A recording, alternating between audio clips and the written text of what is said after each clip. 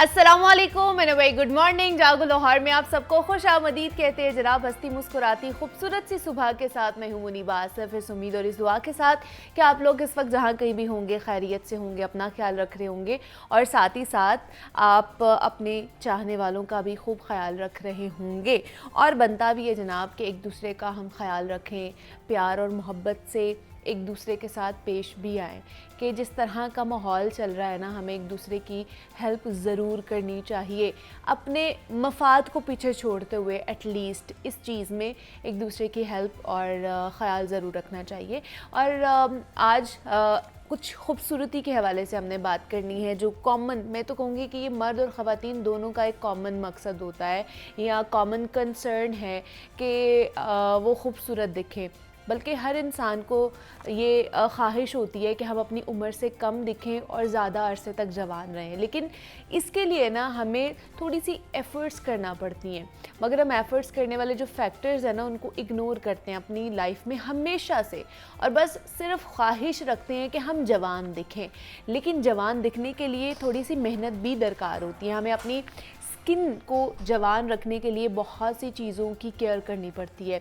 ये इंसान का चेहरा ही होता है जिसकी वजह से वो जवान और यंग नज़र आ रहा होता है, और इसी से पता चलता है कि किसी इंसान की उम्र कितनी है।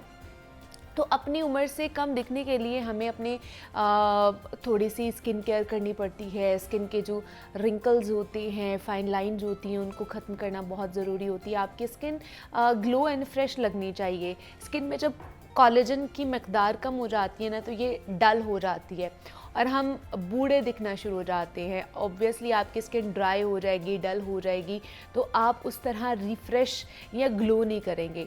इसलिए हमें कोलेजन की जो क्वांटिटी है या मकदार है उसको मेंटेन करना पड़ता है। अगर मर्दों और औरतों में देखा जाए तो एजिंग का जो प्रोसेस है ना, वो डिफरेंट होता है। दोनों के तरीक़ाकार में फ़र्क आता है। ख़ातून में बिलख़सूस अगर देखा जाए, और स्टडीज़ भी हमें बताती हैं कि बलूगत की उम्र में उनके तमाम तर जितने भी कुदरती साइकिल्स होते हैं वो अप्स एंड डाउन्स होते हैं, और बहुत सी ख़वातीन इसे हैंडल नहीं कर पाती हैं, टैकल नहीं कर पाती हैं और शेयर भी नहीं करती हैं। इसलिए उनकी स्किन पर या उनके कह लें कि जिस्मानी खदोखाल पर भी मनफी असरात पड़ते हैं, क्योंकि उनका एजिंग प्रोसेस तेज़ हो जाता है। जहाँ तक मर्दों की बात की जाए, उनका मामला है तो उनमें भी अगर डाइट बैलेंस ना हो तो जो मेल हार्मोन्स हैं वो बनना बंद हो जाते हैं और कॉर्टिसोल पैदा हो जाता है, जिसकी वजह से उनकी एज ज़्यादा लगना शुरू हो जाती है। और रही सही कसर आजकल फ़ास्ट फूड्स और कोल्ड ड्रिंक्स ने निकाल दी है कि उसका हम इतना एडिक्ट हो चुके हैं कि हम लोग उससे जान ही नहीं छुड़वा पा रहे, और इतना खाते हैं कि फिर उनका या हम सबका, ख़वातीन हो या मर्द हजरात हो, बेली फैट बढ़ना शुरू हो जाता है और वो दिखने में भी बुरा लगता है। और अगर मर्दों की बात की जाए तो उनमें भी कोलेजन और जो हाइलुरोनिक हार्मोन्स होते हैं वो कम पैदा होते हैं, जिसकी वजह से उनके चेहरे पर लाफ लाइंस, आप देख रहे होंगे कि मर्दों के चेहरे पर जल्दी आना शुरू हो जाती है। लाफ लाइंस हो गई, या आपके माथे पर कुछ लाइंस होती हैं वो आना शुरू हो जाती हैं। आँखों के नीचे जो उनका फ़ैट है वो कम होना शुरू हो जाता है। स्किन उनकी ओवरऑल सैगी हो जाती है, फ्रेश नहीं होती है। इसके अलावा और भी बहुत से फैक्टर्स हैं, जिसे स्मोकिंग करना सबसे बड़ा फैक्टर आ जाता है कि वो भी आपकी एज को कम कर रहा होता है। पोल्यूशन वाले एरियाज़ में रहते हैं, जिस तरह लाहौर में कितनी ज़्यादा पोल्यूशन होती है, या किसी ऐसी इंडस्ट्री में आप काम कर रहे हैं और उससे भी आपकी स्किन ख़राब होती है। अब जैसे माहौल में हम रहते हैं, हमारे स्किन का ख्याल भी हमें उसी हिसाब से करना पड़ता है, वरना स्किन एक तो थिन होना शुरू हो जाएगी, ऊपर से जैसे हमारी पूरी बॉडी लेथार्जिक हो जाती है, इस तरह हमारी स्किन भी होना शुरू हो जाती है। इस पर ब्राउन स्पॉट्स, जिसे हाइपर पिगमेंटेशन कहते हैं, वो होना शुरू हो जाता है। बहरहाल आप जिस भी जगह पर रह रहे हैं, ज़रूरी ये है कि आपने अपनी स्किन का ख्याल रखना है, आपने अपनी पूरी ओवरऑल बॉडी का ख्याल रखना है। प्रॉपर क्लेंजिंग करें, चेहरे की सफाई बहुत ज़्यादा ज़रूरी है, क्योंकि जिस धूल मिट्टी में हम लोग काम कर रहे होते हैं, बाहर निकलते हैं, हमारे स्किन के जो पोर्स हैं वो बंद हो जाते हैं, तो उनको बंद नहीं होने देना आपने। बार बार आपने क्लेंजिंग करनी है। आप हफ्ते में 2 से 3 मरतबा क्लेंजिंग करें, फेस वॉश अच्छा सा यूज़ करें जो आपकी स्किन को हाइड्रेट भी रखे। इसके अलावा जो बुनियादी टिप्स हैं उनमें ये है कि आपकी नींद बहुत ज़रूरी है। इसे पूरी रखें ताकि प्रॉपर आपकी ब्लड सर्कुलेशन हो पाए पूरी बॉडी के अंदर। ज़्यादा से ज़्यादा पानी पिएं, पानी इज़ वेरी इंपॉर्टेंट, और अपने आप को हाइड्रेटेड रखें। आप अगर पानी नहीं पिएंगे, डिहाइड्रेट होगी आपकी बॉडी, आपके स्किन के ऊपर wrinkles, hyper pigmentation, fine line ज़्यादा प्रोमिनेंट होना शुरू हो जाएंगे। और मर्द हजरात से मैं यही कहूँगी कि स्मोकिंग से दूर रहें। स्मोकिंग से दूर रहने का मतलब है कि अगर आप बहुत ज़्यादा पीते हैं सिगरेट्स, तो उसमें थोड़ा सा कमी लेकर आना शुरू कर ले। दूसरा ये कि जिस तरह हम रोज़ाना की बुनियाद पर बात भी करते हैं, आपने डाइट अपनी बड़ी अच्छी लेनी है जिसमें आपके प्रोटीन्स होने चाहिए, सप्लीमेंट्स होने चाहिए, फाइबर्स वाली ओमेगा 3 की मिकदार आपकी पूरी होनी चाहिए।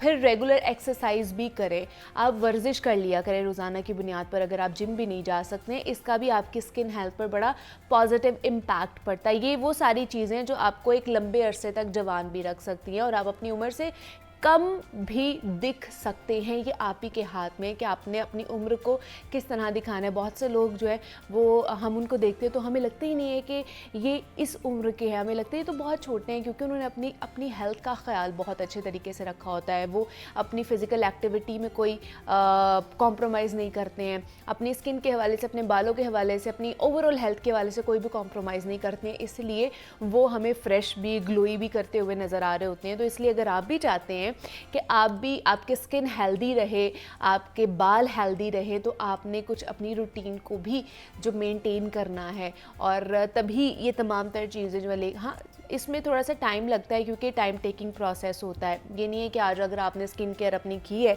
तो आप कल जो है आपकी स्किन ग्लो करना शुरू हो जाएगी, ऐसा नहीं है। ये टाइम टेकिंग प्रोसेस है, ये बहुत स्लो प्रोसेस है, लेकिन ये कारआमद भी है, ये फ़ायदेमंद भी साबित होगा। तो इसलिए अपनी स्किन का ख्याल आपने खुद रखना है। बाद में फिर डॉक्टर के पास जाएंगे तो फिर डॉक्टर के पास जाने का आपको भारी जुर्माना भी देना पड़ेगा, बल्कि हर्जाना भरना पड़ेगा। ज़्यादा पैसे देंगे तो फिर जाके आपका कहीं ना कहीं इलाज मुमकिन हो पाएगा। तो इसलिए मैंने सोचा कि क्यों ना छोटी छोटी सी टिप्स जो हम रोज़ाना की बुनियाद पर इंक्लूड करके अपनी डेली लाइफ में, डेली रूटीन में अपनी स्किन को बेहतर कर सकते हैं, अपने ओवरऑल बॉडी को बेहतर कर सकते हैं, तो क्यों ना आपको वो टिप्स दे दी जाए। तो उम्मीद करती हूँ कि आप इसके ऊपर ज़रूर काम करेंगे। अभी प्रोग्राम में आगे बढ़ते हैं। ना अल्लाह ताला ने ना हर इंसान को बहुत ही खूबसूरत बनाया है, लेकिन हमारी कुछ ऐसी लापरवाहियाँ होती हैं और यहाँ पर नेग्लिजेंस कह सकते हैं, जिसकी वजह से हम अपनी पर्सनालिटी को डिस्टॉर्ट कर देते हैं। दांतों की सफाई और हिफाजत महज सेहत के लिए नहीं, बल्कि ये हमारी शख्सियत पर भी बड़ा अहम असर डालती है। और मैले और पीले दांत और मुँह से आती बदबू हमारी शख्सियत को बुरी तरह मुतासर करती है, और मिलने जुलने वाले जो अफराद हैं आसपास बैठने से हमारे कतराते भी हैं। और दांतों की सेहत और हिफाजत के लिए रोज़ाना ब्रश करने के साथ साथ अच्छी और मुतवाज़न ग़िज़ा का इस्तेमाल भी बेहद ज़रूरी है। इसके अलावा कुदरत की ऐसी बेशबहा नेमतें मौजूद हैं यहाँ पर, और इंसान की ज़हनी और जिस्मानी सेहत के लिए जो बहुत ज़्यादा ज़रूरी हैं। आज के इस सेगमेंट में हम इसी हवाले से बात करेंगे कि हम अपनी ओवरऑल हेल्थ का ख्याल कैसे रख सकते हैं, हमारी हेल्थ किस तरह की होनी चाहिए, हमारे दांतों की हेल्थ का हम ख्याल किस तरह रख सकते हैं। दूसरा ये कि स्केलिंग और वाइटनिंग में क्या फ़र्क है, हमारी कैविटीज़ क्यों ज़्यादा लगना शुरू हो जाती है। बहुत से लोग कहते हैं कि आप मीठा खाते हैं इस वजह से लगती है, लेकिन कुछ ऐसे भी केसेस मैंने देखे हैं कि वो शुगर से या मीठे से कोसों दूर भागते हैं, लेकिन फिर भी उनके दांत ख़राब होना शुरू हो जाते हैं। इसकी क्या वजह है? वाइटनिंग करानी चाहिए, स्केलिंग करानी चाहिए, नहीं करानी चाहिए, इस पर भी आज हम बात करेंगे। इस पर बात करने के लिए डॉक्टर रिमशा मुश्ताक हमारे साथ इन स्टूडियोज़ में मौजूद हैं, जो कि डेंटिस्ट हैं। डॉक्टर रिमशा, आपको वेलकम कहती हूँ जागो लाहौर में। कैसी हैं आप? अल्हम्दुलिल्लाह, आई एम गुड। आपका क्या हाल है? मैं भी बिल्कुल ठीक ठाक। रिमशा, सबसे पहले तो बताइए कि जिससे मैंने बात की है कि ओवरऑल एक ये पर्सपेक्टिव बना हुआ है कि आप ज़्यादा शुगरी आइटम्स खाते हैं, ज़्यादा मीठा खाते हैं, इस वजह से केरीज लगती हैं, कैविटीज़ लगती हैं, लेकिन बहुत से केसेस मैंने ऐसे देखे हैं कि जो कोसों दूर होते हैं मीठे से, लेकिन फिर भी उनके दांत ख़राब हो जाते हैं, कैविटी लगती है। इसकी क्या वजह है? जी देखिए, अगर हम इस बात पर पहले आए कि कैविटी है क्या, हाँ। तो वो टूथ डिके है, अच्छा, डीमिनरलाइजेशन हो रही है टीथ की। ओके जी, तो अब उसकी काफ़ी वजूहात हो सकती हैं। उसके अंदर से जो एक सबसे कॉमन वजह है वो ये है कि इम्प्रॉपर ब्रशिंग। अच्छा, आप देखें कि 95% ऑफ द पीपल, उनको ये पता ही नहीं है कि प्रॉपर ब्रशिंग है क्या। हाँ। यस, तो अगर मैं सुपरफिशियली बताती जाऊँ, उसके अंदर ये है कि आप पैरेलल लेकर आएँ टूथ की सरफेस पे ब्रश को, 45 के एंगल पे सर्कुलर मोशंस के अंदर आपने ब्रश करना है। ठीक है। देखें सोशल मीडिया का ज़माना है, हमारे छोटे से लेकर बड़ा तक हर कोई सोशल मीडिया यूज़ कर रहा है। तो अगर सिर्फ मैं अपने व्यूअर्स से रिक्वेस्ट करूँगी कि if they search on YouTube the proper technique of brushing, तो एक वीडियो होगी 2 मिनट्स की जिसके अंदर वो विजुअली बता सकते हैं। अभी कोई मॉडल होता तो मैं उसके ऊपर बता देती, लेकिन अगर हमारे व्यूअर्स वहाँ पर जाकर देखें तो उनको पता चलेगा कि प्रॉपर ब्रशिंग है क्या और वो अपने आप को कितने डिजीज़ से सेव कर सकते हैं only if they are brushing in the right manner. तो एक ये बहुत बड़ी वजह आ जाती है। ठीक है कि प्रॉपर हम ब्रशिंग नहीं करते जिसकी वजह से केरीज हो जाती हैं, ये कैविटीज होना शुरू हो जाती हैं। अच्छा, और जो मीठा खाते हैं, मीठा भी एक रीजन ये कॉज हो सकती है कि आपकी कैविटीज बहुत ज़्यादा बढ़ती हैं। बिल्कुल, मीठा तो प्राइमरी कॉज है। अच्छा जी, मीठा जो भी हम कार्बोनेटेड ड्रिंक्स हम ले रहे हैं या फिर हम मीठा कुछ भी खा रहे हैं और इसके बाद हमारी प्रॉपर ब्रशिंग नहीं हो रही है, हम पानी कम पी रहे हैं, ये सारी चीज़ें जो हैं वो लीड करती हैं कैविटीज़ को। अब जिस तरह आपने बात की है कि कुछ लोग हैं वो ब्रशिंग भी प्रॉपर करते हैं, वो मीठा भी कम खाते हैं, लेकिन वो कहते हैं कि डॉक्टर साहिबा हमें क्यों कैविटीज़ हो। बिल्कुल।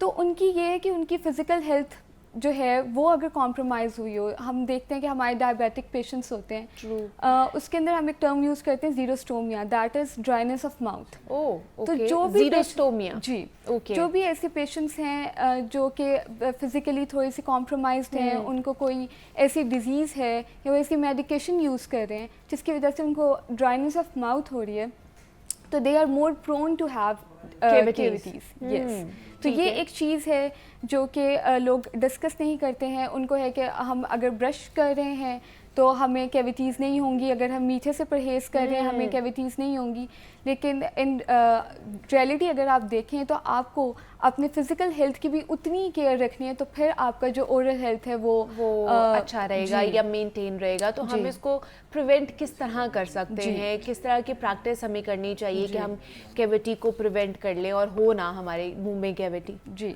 उसके लिए ये है कि पहले तो जिस तरह मैंने बताया है कि आप प्रॉपर ब्रशिंग करें। ठीक है जी, लेकिन आप देखें कि जिस तरह मैंने आपको स्टार्ट में बताया कि डीमिनरलाइजेशन ऑफ टीथ है, तो हम कुछ ऐसा करेंगे कि जिससे रीमिनरलाइजेशन हो, और वो होती है फ्लोराइड से। तो अब फ्लोराइड हम कहाँ पर एक आम इंसान को मिल सकता है? It is available in toothpaste, mouth wash के अंदर होता है, और फ्लोराइड वार्निश भी होती है। अगर आप अपनी डेंटिस्ट से अपॉइंटमेंट लें तो आप जाके टॉपिकली फ्लोराइड एप्लीकेशन भी करवा सकते हैं। अगर आपको इंक्रीज्ड सेंसिटिविटी है या फिर आपको है कि आपने प्रिवेंटिव मेजर लेना है टू प्रिवेंट केरीज, तो उसके लिए फ्लोराइड इज़ रियली गुड। तो आप वो करें। आप अपनी डाइट को, जिस तरह कहते हैं कि आप जंक फूड जितना खाएंगे उतना आपको केरीज के आप you would be more prone to caries. हाँ, लेकिन टूथपेस्ट के अंदर उतना फ्लोराइड मौजूद होता है जो हमें चाहिए होता है? जी, मुनीबा ऐसे है कि हमारी जो वाटर सप्लाई है उसके अंदर फ्लोराइड होता है। अच्छा, लेकिन अक्सर इस तरह हमारे पास लोग आते हैं, उनको कुछ जगह हैं वहाँ पर क्लीन वाटर अवेलेबल नहीं है, तो वो लोग हैं वो ज़्यादा उनके अंदर केरीज होती हैं। तो फिर हम उनको उनसे पूछते हैं कि क्या आपके घर के अंदर भी और किसी को है, क्योंकि ऐसे लोगों की ज़्यादा जर्नलाइज्ड केरीज होती हैं। ठीक है, फिर उससे पता चल जाता है कि उनका पानी साफ नहीं है। यस, तो रूल आउट करने के लिए हम अपनी हिस्ट्री के अंदर ये पूछते हैं कि आपके पूरे घर के अंदर है, आपके इलाके के अंदर तो इस तरह नहीं। यस, और फिर अगर वो उनको है तो उनको वी वुड वांट के वो फ्लोराइड वार्निश यूज़ करें, वरना अगर एक आम इंसान है जिसकी हेल्थ इज़ गुड, उसके लिए आई थिंक कि टूथपेस्ट इज़ इनफ। अच्छा, दूसरा ये तो केरीज का एक मसला है ही है, लेकिन एक और बहुत कह लें कि बहुत बड़ा मसला है और बहुत ही पेचीदा मसला है रिमशा, कि लोग 2-2 दफ़ा ब्रश भी कर लेते हैं या अपनी ओरल हेल्थ का, अपने टीथ का बड़ा ख्याल भी रखते हैं, लेकिन फिर भी बैड ब्रेथ जो है, बदबू का आना मुंह से, वो एक बहुत ही कह लें कि बुरा इम्पैक्ट डालता है। आपके लिए भी वो नागवार गुजरता है और जो आपके साथ बैठे हुए होते हैं उनके लिए भी। तो वो क्या वजह है, उसकी वजह क्या वजह है कि मुँह से बदबू आती है और इसको किस तरह प्रिवेंट किया जा सकता है? देखिए, उसके अंदर तो ये है कि हमें काफ़ी जो डेंटिस्ट वगैरह भी हैं, या फिर एक चीज़ जो कि बहुत ज़्यादा इस बारे में बात नहीं होती है, दैट इज़ टंग ब्रशिंग। अच्छा, ओके। तो अगर if you are using a tongue scraper, आजकल अवेलेबल है, अब ज़्यादा क्योंकि इस बारे में बात होती है और ज़्यादा नॉलेज आजकल लोगों के अंदर आ रहा है। तो if you are brushing your tongue, तो you can prevent halitosis, that is bad smell. Okay जी, और सिर्फ ये नहीं है कि ब्रश नहीं कर रहे हैं तो तब स्मेल आती है। अक्सर लोगों को ऐसा कोई डिजीज़ होता है, स्टमक इश्यूज होते हैं, जिनकी वजह से you can have bad smell. Yes, तो लाइक आई सेड बिफोर कि आपको you need to maintain your physical health. आपको होना चाहिए कि आपकी जो सारी बाकी भी आप में कोई डिजीजेस नहीं है, you should have proper check.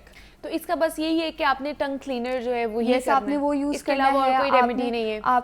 आपने अपनी रूट कॉज को पहचानना है। ठीक है, इफ यू आर फीलिंग, आपको अगर हो रही है बैड ब्रेथ, तो what is the root cause and then treat that. ठीक है, मतलब अगर आप ब्रशिंग के बाद भी अगर हो रही है तो इसका मतलब है कि कोई और रीजन हो सकती है जो आपको डॉक्टर से कंसल्ट करनी चाहिए। दूसरा, लोग आजकल बहुत ज्यादा व्हाइटनिंग टीथ की तरफ जा रहे हैं। एक तो बताया व्हाइटनिंग टीथ और स्केलिंग, इन दोनों में डिफरेंस क्या है? दोनों क्या चीज़ है, एक ही चीज़ है या अलग अलग है? जी, स्केलिंग के अंदर we are removing a layer, जिसको कैलकुलस की लेयर कहते हैं। हम जब खाना खाते हैं और हमारी फूड एक्यूमुलेशन हो जाती है थोड़ी, तो उसके अंदर कैलकुलस फॉर्म हो जाता है, जिसको आप कह सकते हैं कि कैल्शियम एंड फॉस्फेट आयंस होते हैं वो। अच्छा। वो एक पूरी लेयर बना देते हैं। तो when we are doing scaling we are removing that.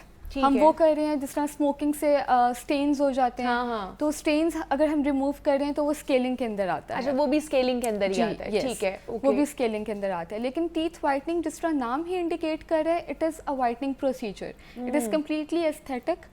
वो इसके अंदर ये है कि हम येलो से वाइटिश टोन की तरफ लेकर जा रहे हैं टीथ। ओके, तो उसके अंदर स्केलिंग के अंदर ये है कि वी आर रिमूविंग समथिंग, हम प्रिवेंट कर रहे हैं कि केरीज ना हो, हम गम्स की हेल्थ को बेटर कर रहे हैं। ठीक है, लेकिन in whitening that is completely an aesthetic procedure. वो अगर खुद किसी ने करवाना है to boost their self confidence तो तब करवाते हैं। लेकिन जो स्केलिंग है वो अक्सर हमने कोई भी प्रोसीजर करना हो, for example if you are going for implant और if you are going for anything, तो हम चाहते हैं कि क्लीन एनवायरनमेंट हो, तो उसके लिए विल डू स्केलिंग। हालांकि जो टीथ वाइटनिंग है वो सिर्फ ये है कि अपनी वो एस्थेटिक के लिए है कि आपकी पर्सनालिटी है, आपकी अगर आप स्माइल कर रहे हैं और आपको लग रहा है कि आपके टीथ जो है वो ज़्यादा पीले हो चुके हैं, येलो हो गए हैं, तो आप उसको वाइटिश टोन की तरफ लेके जाते हैं। लेकिन मैंने बहुत सुना है कि स्केलिंग से आपके टीथ जो है वो वीक हो जाते हैं। वाकई ऐसा है या नहीं है? एज अ डेंटिस्ट अगर मैंने कोई चीज़ सबसे ज़्यादा सुनी है अपने पेशेंट से, वो यही है कि स्केलिंग से वीक हो जाते हैं टीथ। अब इसका answer is no, but at the same time I would like to address कि why people think that way. उनको क्यों लग रहा है कि हमारे दांत वीक हो जाते हैं? तो अगर आप देखें कि एक लेयर है, हम उसको जब रिमूव कर रहे हैं, उस लेयर ने इवन दो वो हार्मफुल है, सपोर्ट दी होती है टीथ को। हाँ, बिल्कुल। तो जब हम वो एक हार्मफुल चीज़ भी निकाल रहे हैं तो हर पेशेंट को कुछ खाली खाली फील होता है। उनको फील होता है कि पता नहीं एक पार्ट ऑफ टूथ में भी दैट इज रिमूव्ड या क्या है। तो इसके अंदर यही है कि टीथ बिल्कुल भी वीकन नहीं होते हैं, बल्कि उनकी जो गम की जो हेल्थ है दैट इज़ इम्प्रूव्ड। अच्छा जी, हम अपने काफ़ी डिजीज़ेस हम बचा सकते हैं अगर हम स्केलिंग करवाएं। ये हर 6 मंथ्स के बाद करवानी चाहिए। अच्छा, every 6 months? Yes, twice a year it is recommended for every person कि वो स्केलिंग करवाएं। और उससे ये है कि एक तो हमारी जो ऑलरेडी अगर हम कोई मसला हमें है वो तो ठीक होगा, but at the same time हम प्रिवेंट भी कर सकते हैं मसले कि कोई और मसला ना हो जाए हमें। ठीक है, काफ़ी लोगों को ब्लीडिंग गम्स होती हैं, वो ब्रश करते हैं उनको खून आता है, तो वो भी दैट शोज कि उनकी जो गम है वो वीक हो रहे हैं। Yes, that is compromised. उनको जो गम्स हैं उनकी हेल्थ कॉम्प्रोमाइज्ड है, तो उसके अंदर इट इज़ रिकमेंडेड कि वो स्केलिंग करवाएं। मतलब हर 6 महीने के बाद ट्वाइस अ ईयर आपको स्केलिंग रिकमेंडेड है और हर कोई करवा सकता है? जी, हर कोई करवा सकते हैं, एवरी एज। इसके अंदर ये नहीं है कि इतनी एज होनी चाहिए तो तब। आई थिंक सो कि जो भी एक किड है जिसके अपने रिफ्लेक्सेस बने हुए हैं ब्रशिंग के, वो और ओल्ड एज की तरफ जाएं, तो जितने भी हैं उनको सबको it is recommended for every person. और इसके कोई साइड इफेक्ट्स नहीं, उसके कोई साइड इफेक्ट्स नहीं है, it's totally safe and sound. और दूसरा टीथ वाइटनिंग वो टोटली डिपेंड्स ऑन यू कि आपने करवाना है कि नहीं करवाना। उसके अंदर भी ये है कि कौन किसको करवाना चाहिए। उसके अंदर अगर हम बात करें तो काफ़ी लोग हैं जिनके जीन्स के अंदर ही येलो टीथ हैं। अच्छा, जिनके स्टार्ट से ही, क्योंकि जिनका स्टोन ही येलो होता है। जिनका स्टार्ट से ही येलोनेस है उनकी टीथ के अंदर उनको करवाना चाहिए, या फिर अगर कुछ ऐसे लोग हैं जिन्होंने ऐसी मेडिकेशंस खाना स्टार्ट किए हैं जिसकी वजह से उनकी जो टीथ हैं वो डिस्कलर्ड हो गए हैं, क्योंकि that is a very common reason to for the discolouration of teeth. तो अगर उनका है तो उनको करवाना चाहिए, या फिर कोई भी ऐसा इंसान है जो aesthetically they want to boost their self confidence, उनके लिए इट्स रिकमेंडेड कि वो टीथ वाइटनिंग करवाएं। अवॉइड कौन कौन करे कि जिनको अवॉइड करना चाहिए वो टीथ वाइटनिंग ना करे? अब ये कुछ केसेस है जिसके अंदर थोड़ा ट्रिकी हो जाता है। अच्छा। वो उसके अंदर हम बात करें तो कुछ लोग हैं जिन्होंने अपने इंटीरियर टीथ की क्राउन करवाया होता है। अच्छा, ओके। वो करवाया है, या किसी ने ब्रिज लगवाई हुई है, क्योंकि क्राउन और ब्रिज के ऊपर whitening won't effect. Okay, whitening, teeth whitening is like dental bleaching. अच्छा अच्छा, यस, ठीक है। मतलब वो पूरा समझ लें कि एक ब्लीचिंग प्रोसेस होता है कि आपकी जो ऊपर वाली लेयर है उसको डैमेज करने वाला, समझे कि ये सीन है सारा। डैमेज एज इन के काफ़ी स्टडीज, क्योंकि मैंने जब डॉक्टर से पूछा था तो उन्होंने कहा था कि 2-2.5 घंटे का ये प्रोसीजर होता है। यस, इट मोस्टली 1 आवर से 1 आवर 30 मिनट्स तक ये जाता है, लेकिन आई वोंट रियली से कि इट इज़ डैमेजिंग। कुछ केसेस के अंदर टीथ हमारे थोड़े से सेंसिटिव हो जाते हैं, इवन आफ्टर स्केलिंग भी आपके टीथ थोड़े से सेंसिटिव होते हैं, बट दैट्स रियली टेम्परेरी। अगर आप लॉन्गर रन के अंदर देखें तो आपकी जो दांतों की हेल्थ है वो इम्प्रूव होती है, बट जो सेंसिटिविटी है that is for 3 to 4 days, और उसके बाद you go back to normal. ठीक है, वो नॉर्मल हो जाते हैं। लेकिन मैंने ये भी सुना है कि टीथ वाइटनिंग के बाद ज़्यादा स्टेनिंग लगने के भी चांसेस बढ़ जाते हैं। इस तरह नहीं होता कि आपको ज़्यादा स्टेनिंग होती है, ये है कि आपको you need to maintain that. अच्छा, आप मेंटेन कैसे करेंगे? अब हमने 2 लोगों के ऊपर टीथ वाइटनिंग की है, लेकिन उनमें से एक है जो चाय ज़्यादा पीते हैं, जो कॉफ़ी ज़्यादा पीते हैं, तो they would be more prone to have दोबारा से वही वाला कलर जो उनका पहले था। अच्छा, क्योंकि एक हम हाईलाइटेड चीज़ देख लेते हैं और उसके बाद वो जब दोबारा से अपने बैक कलर के ऊपर आती है तो हमें लगता है शायद ज़्यादा हो रहा है। हालांकि इस तरह नहीं होता कि ज़्यादा उनकी डिस्कलरेशन हो, इट्स जस्ट दैट कि हमने एक उसका इतना अच्छा इफेक्ट देख लिया होता है कि उसको हमने मेंटेन जो करना होता है। अच्छा। वो हमारे खुद के ऊपर होता है। कितनी देर के लिए लास्ट करता है टीथ वाइटनिंग का जो प्रोसीजर है? जिस तरह मैंने आपको बताया कि इट डिपेंड्स कि जो इंसान है उसकी क्या डाइट है, ठीक है, वो उनकी क्या हैबिट्स हैं, वो स्मोक करते हैं, वो स्मोक नहीं करते हैं, वो खा कैसा रहे हैं, वो जंक खाते हैं, वो हेल्दी फूड खाते हैं, वो चाय पीते हैं, वो नहीं पीते हैं। लेकिन ऑन एवरेज जो टीथ वाइटनिंग का इफेक्ट है it last for about a year. Yes, अच्छा, it is not permanent unfortunately, लेकिन जो टीथ वाइटनिंग है it would last around 1 year. तो इसके लिए क्या मतलब जो टीथ वाइटनिंग करवा लेते हैं उसके बाद आप लोग क्या रिकमेंड करते हैं उन्हें, वो किस तरह इसकी प्रिवेंशन भी करें, और दूसरा ये कि इसकी कोई टेक केयर भी तो होती होगी ना कि आपने ब्रशिंग करनी है, या अगर आपने चाय पी है तो फौरन से आपने कुल्ली करनी है या ब्रश करनी है, क्या आप उसको एडवाइस करते हैं? जब हमारे पास कोई पेशेंट आता है टीथ वाइटनिंग के लिए, जब उसकी टीथ वाइटनिंग हो जाती है, after that we advise them कि आपने एटलीस्ट 1 वीक के लिए आपने अवॉइड करना है एनीथिंग सिट्रस फूड के जो जूसेस होते हैं आपने वो अवॉइड करने हैं, आपने टी और कॉफ़ी को अवॉइड करना है, but that's just for the next, because next 48 hours are very important. उसकी वजह से पता चलेगा कि आपके टीथ वाइटनिंग का इफेक्ट कैसा आता है। लेकिन इन द लॉन्ग रन की हम बात करें तो होम वाइटनिंग किट्स भी मिलती हैं। अच्छा, तो इट्स जस्ट दैट कि आप अपने डेंटिस्ट के पास जाएं, आप टीथ वाइटनिंग करवाएं एक बार, लेकिन if you want that to maintain तो होम वाइटनिंग किट्स मिल जाती हैं easily. Okay, they are available. अगर आप इंटरनेट के ऊपर सर्च करेंगे I am sure there will be a lot of options. और वो इफेक्टिव है? जी, they are effective, yes they are effective. Okay, तो अगर आपने मेंटेन करना हो तो आप एक बार टीथ वाइटनिंग करवा के you can maintain that at home. आप अवॉइड करें टू स्मोक, आप अवॉइड करें to drink anything that can cause stains and to brush twice. I think इस अगर if you follow everything like that तो you can maximize your results। मतलब आप फिर उसको लास्ट कर सकते हैं ज़्यादा देर तक अगर आप इसकी टेक केयर करते हैं तो। अच्छा, दूसरा ये कि जिस तरह हमने बात की है कि टीथ वाइटनिंग के भी कुछ ऐसे नुकसान हो सकते हैं कि जिनको कराने चाहिए, जिनको नहीं कराने चाहिए, लेकिन अगर जो शुगर के पेशेंट हैं, जिनको इस तरह की कोई क्रॉनिक डिजीज़ है, उनका फिर आप लोग टेस्ट करते हैं या पहले क्या किया जाता है? जो टीथ वाइटनिंग है, अगर उसकी मैं प्रोसीजर की बात करूं तो उसके अंदर हम चीक्स को रिट्रैक्ट करके हम एक बैरियर लगाते हैं सबसे पहले। That is a barrier between gums and teeth. Okay. तो जब गम्स को बिल्कुल जा ही नहीं रहा है, जब ओरल एनवायरनमेंट से हम उसको बिल्कुल अलग कर देते हैं, तो टीथ वाइटनिंग का कोई ऐसा नुकसान नहीं होता किसी भी पेशेंट के लिए। बस ये है कि हम पहले से बता देते हैं कि जो अगर क्राउन और जो ब्रिज लगा हुआ है, हाँ, उनके पेशेंट्स जो हैं उनके लिए थोड़ा ट्रिकी हो जाता है, क्योंकि वो कलर सेम रहेगा क्राउन का, एडजस्टिंग टीथ का हम टीथ वाइटनिंग कर देंगे, तो उसको बैलेंस करने के लिए एक in detail discussion with the dentist is required. वो रिक्वायर्ड होती है। और साथ ही साथ आजकल इस तरह की टेक्निक्स आ गई हैं कि डेंटिस्ट साथ ही साथ एक्सरे मशीन भी उन्होंने रखी हुई होती है, वो साथ साथ देख रहे होते हैं कि कहाँ पर करनी है, कोई ऐसी चीज़ तो नहीं है जो हर्डल क्रिएट कर सकती है। तो आजकल बहुत ज़्यादा जिद्दत आ चुकी है, टेक्नोलॉजी आ चुकी है। तो हमारे साथ डॉक्टर रिमशा मुश्ताक मौजूद है। Doctor Rimsha, thank you so much for coming here. और हम बात कर रहे थे हमारी ओवरऑल हाइजीन, ओरल हाइजीन के हवाले से कि किस तरह उसको बेहतर किया जा सकता है। यहाँ पर एक छोटी सी ब्रेक लेते हैं और मिलते हैं इस ब्रेक के बाद।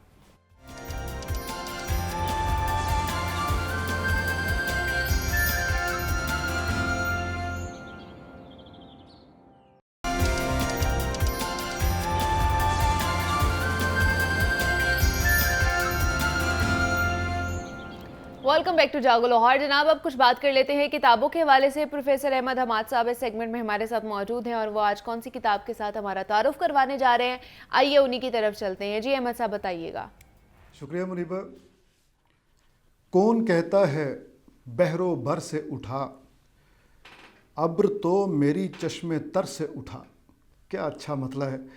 जिसको कहते हैं अहले दश्त जुनू, जिसको कहते हैं अहले दश्त जुनू, वो बगुला भी मेरे सर से उठा। सारी मखलूक का नुमाइंदा हूँ, ये शेर देखिएगा, सारी मखलूक का नुमाइंदा हूँ, सोचकर मुझको अपने दर से उठा।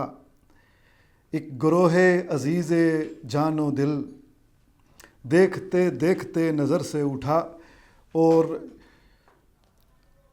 ये शेर देखिएगा कहाँ कैसे उसने शायर ने क्या कमाल किया। शोर गिरिए का हज़रत तहसीन, शोर गिरिए का हज़रत तहसीन, मीर के बाद मेरे घर से उठा। तो ये बहुत खूबसूरत जो शायरी है, ये हमारे बड़े प्यारे दोस्त हैं यूनुस तहसीन, उनकी शायरी है और मिसरा तहसीन इस किताब का नाम है। और इस किताब को शाया किया है इलाफ पब्लिकेशंस कोयटा बलूचिस्तान से। और इसमें गज़लियात हैं 99 जो है ना, इसमें आपको मिलेंगी इनकी शायरी के जो मतलब क्या कहना चाहिए, शेर पारे। गज़लियात में इसलिए कहने से हिचकिचा रहा हूँ क्योंकि शुरू में जो हमद और नात रसूल मकबूल सल्लल्लाहु अलैहि वसल्लम है, वो ज़ाहिर है लिखी तो गज़ल ही के आहंग में है, लेकिन चूँकि वो मौज़ूआती है लिहाजा हम उसको नज़म कहेंगे। तो आप यूँ समझ लें अगर उन दो को बीच में शामिल ना करें तो 97 गज़लियात हैं। क्या गज़लियात हैं, क्या शानदार गज़लियात हैं। मैं इसका बयान कुछ इस तरह से करना चाहूँगा कि यूनुस तहसीन साहब ने अरबी, फ़ारसी और हिंदी, इन तीनों ज़बानों में मौजूद जो अदब है, महसूस ये होता है, मेरी इनसे कभी कोई मुलाकात नहीं हुई और फ़ोन पे कभी बात नहीं हुई सिवाय व्हाट्सएप में 1-2 दफ़ा गुफ्तगू होने के। ये जो कुछ मैं अर्ज़ कर रहा हूँ सारा इनकी किताब पढ़ने के बाद अर्ज़ कर रहा हूँ कि अरबी उल नस्ल, फ़ारसी उल नस्ल और हिंदी उल नस्ल जो डिक्शन है वो इन्होंने इस्तेमाल की है। और कहीं पे भी ये आपको महसूस नहीं होता कि ये ज़बरदस्ती इन्होंने अपने शेर में दाखिल की है, बल्कि वो एक फ़ज़ा बनाते हैं जिस फ़ज़ा में जब वो कंज्यूम होता है वो मखसूस लफ्ज़, तो लगता है कि ये फ़ज़ा ख़ुद लेके आई है उस लफ्ज़ को। ये सूरत हाल है इनके यहाँ शायरी में। मतलब एक जगह पे भागवान लफ्ज़ है तो उसको नून गुन्ने के साथ इन्होंने भागवान बनाया क्योंकि शेर की मजबूरी थी, लेकिन भागवान भी अच्छा लग रहा है वहाँ पे क्योंकि उस फ़ज़ा में बेहतरीन, जैसे नगीने, अंगूठे में नगीना फिट हो जाता है, नगीने की तरह ये वाला लफ्ज़ भी वहाँ पे फिट हो गया। एक तो ये बात है इनकी खसूसियत। दूसरी ये है कि इनके यहाँ जो तख्लीकी वफूर है वो बहुत ठाठे मारता हुआ एक दरिया जैसे होता है, एक बहता हुआ दरिया, और वो भी मैदानी इलाकों वाला पुरसकून नहीं, बल्कि जिसको अल्लामा इकबाल कहते हैं जुए को हिसार, वहाँ से लचकती, मटकती, उछलती हुई इस तरह वो नदी आती है कोसार से, इस तरह इनकी शायरी आती है और आके फिर पुरसकून दरिया भी बन जाती है मैदानी इलाके में इनकी शायरी। इतना अच्छा मज़े का काम किया इन्होंने। एक अहम बात यूनुस तहसीन की ये है कि इन्होंने अहले बैत पर और सहाबा रसूल सल्लल्लाहु अलैहि वसल्लम पर, इन दोनों पर शायरी की है और बहुत उम्दा शायरी की है। यानी मौला अली की जो तफजील अली मैंने सुनी उसकी ज़ुबानी, जो मौला अली की फ़जीलत है वो भी बयान फरमाई है इन्होंने, और सैयदना अबू बकर सिद्दीक़ रज़ी अल्लाह तआला अन्हु की भी इन्होंने फ़जीलत बयान फरमाई है। और इसी तरह आपको इंतसाब में भी आपको मिलेगा कि इन्होंने इसी तरह इसी बंदोबस्त के साथ इन्होंने इंतसाब किया। अगर मैं यहाँ से आपको सुना पाऊँ कि ये क्या फ़रमाते हैं। खलूस इश्क़ इज़्तराब इमाम इश्क़ व सदाकत हज़रत अबू बकर सिद्दीक़ रज़ी अल्लाह तआला अन्हु के हुज़ूर, इल्म व तमीज़ शेर व सुखन, और ग़ालिबन ये अलम होना चाहिए। बहरहाल आगे बाबुल इल्म व मज़रुल अजाइब मौला अली इब्न अबी तालिब अलैहिस्सलाम के हुज़ूर। तो ये इनका एक तखस्सुस है कि ये दोनों जो मोहतरम तरीन, वो अल्लामा साहब ने फरमाया ना कि तू के नशनासी खफ़ीरा अज़ जली होशियार बाश, ए गिरफ़्तार अबू बकरो अली होशियार बाश। तो इन्होंने दोनों जो हैं वो मतवाज़न दोनों रास्ते इख्तियार किए और बड़े तवाज़ुन के साथ इख्तियार किए। म्याना रवि आप समझ लें। तो बड़े शानदार शायर हैं। मैंने इनको देखा कि सोशल मीडिया पे ये बड़े मशहूर हैं और इन्होंने तलमीहात बड़ी शानदार इस्तेमाल की हैं। इनके जो मुझे अच्छा लगता है काम के, जब आप तलमीह कोई इस्तेमाल करते हैं या आपकी शायरी में आती है तो क्या वो शायरी बन भी पाती है कि नहीं, क्या वो ज़ोर ज़बरदस्ती के साथ सिर्फ इस मकसद के लिए तो बीच में खपा तो नहीं दी जा रही कि आपके इल्म का रोब पड़े लोगों पर, ये लाजमी तौर पे हमें टेस्ट करना होता है। तो ऐसा नहीं है। यूनुस तहसीन साहब ने बाकायदा इसको शायरी बनाया। इसके अलावा जो अलाइम हैं, अलामतें, वो जो अलम की अलामत है, खैमे की अलामत है, और उसके अलावा बहुत सारी अलामत है, मशकीज़ा की अलामत है, दरिया की अलामत है इस्लामी अदब में, और सिद्को शुजात की अलामत है, अदल की अलामत है। वो सारी अलामतें जो हमें बड़े शायरों के यहाँ मिलती हैं वो इसमें मौजूद हैं, और उसी वक़ार के साथ और उसी शान व शौकत के साथ, उसी ग्रैंजर के साथ मिलती हैं जिस ग्रैंजर के साथ बुज़ुर्गों के यहाँ पाई जाती हैं।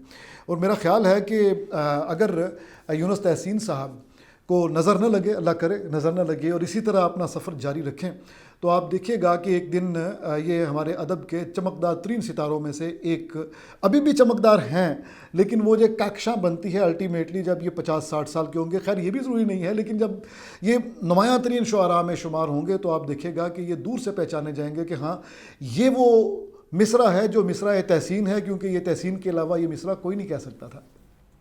ठीक है जी। प्रोफेसर अहमद हमाद साहब हमारे साथ मौजूद थे और आज की किताब के साथ उन्होंने हमारा और आपका तारुफ़ कराया है। आज के लिए अहमद साहब आपका बेहद शुक्रिया। अब आगे बढ़ते हैं।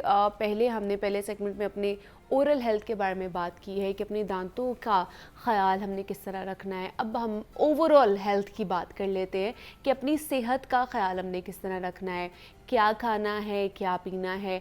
और वैसे भी कहा जाता है कि जनाब के मौसमी फल जो भी होते हैं वो आपको खाने चाहिए, उसी मौसम में खाने चाहिए, क्योंकि जिस चीज़ की भी आपको ज़रूरत होती है, आपकी बॉडी को ज़रूरत होती है, जिस भी न्यूट्रिशन की या मिनरल्स, वाइटामिन की, वो उस मौसमी फल के अंदर अल्लाह ताला ने रखे हुए होते हैं। इसलिए कहते हैं कि मौसमी फल का इंटेक बहुत ज़रूरी है। तो क्योंकि गर्मी आने वाली है, गर्मी की आमद है, तो गर्मियों में जो ज़्यादातर फल खाए जाते हैं उसमें एक तो तरबूज आ जाता है और दूसरा खरबूजा आ जाता है।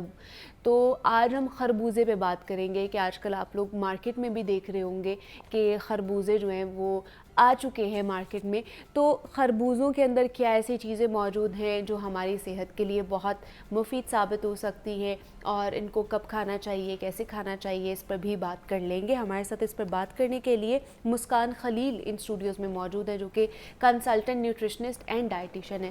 मुस्कान, आपको वेलकम कहती हूँ जागो लाहौर में। कैसी हैं आप? जी अल्हम्दुलिल्लाह, मैं ठीक हूँ, आप कैसी हैं? मैं भी बिल्कुल ठीक ठाक।